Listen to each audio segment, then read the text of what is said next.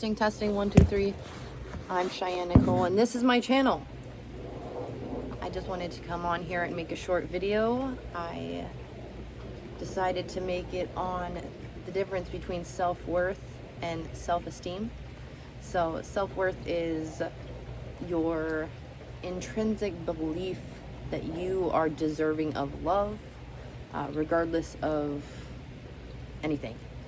And self-esteem is how you feel about yourself in regards to like your achievements and skills and outside circumstances. And in regards to breakups, I will try to get to a more in-depth video on this topic, but just quickly, having low self-worth feels like proof that you're fundamentally flawed and unworthy of love after a breakup. They don't just grieve the person, they question their right to be loved. The limiting belief is, I'm not lovable, I must not be good enough to keep someone. And it can cause you to rush into situationships or deal with bad behavior to avoid being alone.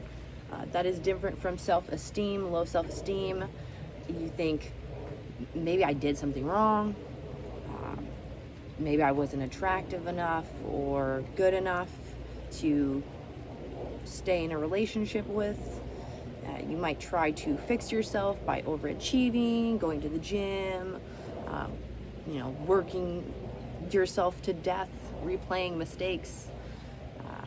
Low self-worth can look like low self-worth but high self-esteem can look like I can do great work and I am talented, but deep down I'm unlovable. Self-worth. The question of self-worth is, do I deserve love and respect? The question of self-esteem is, am I doing enough or being enough to keep love? So that's just a quick little definition of the two, and it will take you reflecting and asking yourself those questions. Breakups suck and they're hard for everybody, and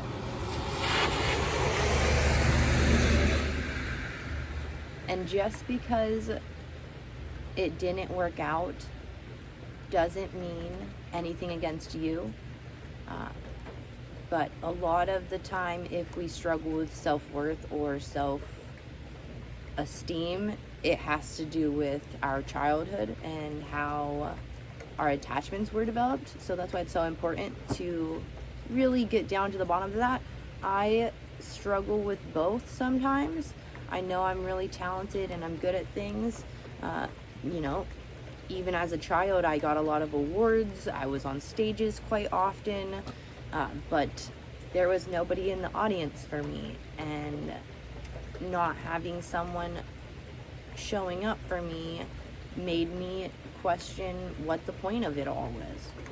Who cares if I'm getting these awards and nobody's here? I'm looking into a face of crowd. Everybody else is smiling and laughing and has people here, and I don't.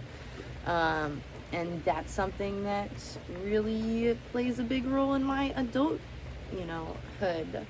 I really value people showing up for me, and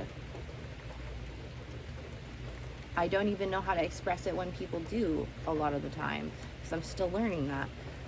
But breakups suck. It'd be weird if they didn't suck, right?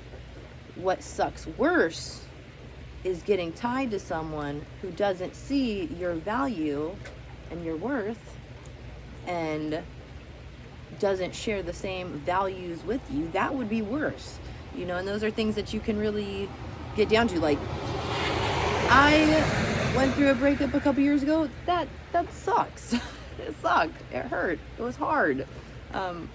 But I have to remind myself that there could be an apocalypse coming very soon. There could be. I could be in the hospital in a few years, and I want to have a partner by my side. I don't want to have to worry if I don't have somebody that actually values and loves me.